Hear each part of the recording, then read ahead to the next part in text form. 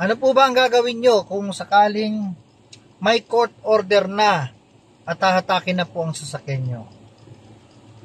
Alam nyo po, kung dumating na sa punto na hindi na talaga kayang bayaran, syempre may bangko na kailangan na rin talaga mag-file sa court. So pag ito lumabas na ang court order, i-implement na po ng sheriff.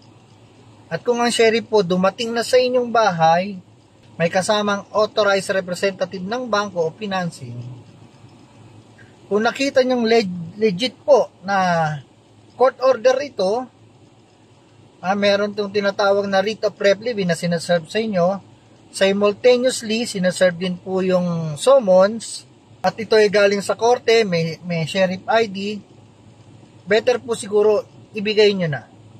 Bakit po?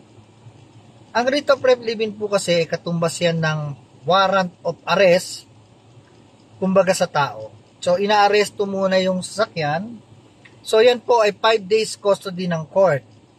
So meron naman kayong pagkakataon na within 5 days asikasuhin ito sa bangko, at kung magkakasundo kayo ng bangko na bayaran ito para muling i-release ito sa inyo dahil sa satisfactory ng inyong payment sa bangko.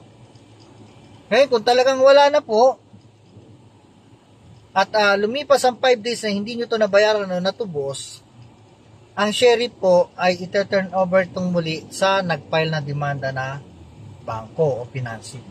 Para naman itong si bangko, ipo-foreclose naman po ito at ibebenta. So yun po yung pagkakataon na pag may court order na, wag na po natin ipagmatigasan pa, surrender na po natin. Kasi dahil nga po dun sa court order. Magandang araw po sa inyong lahat.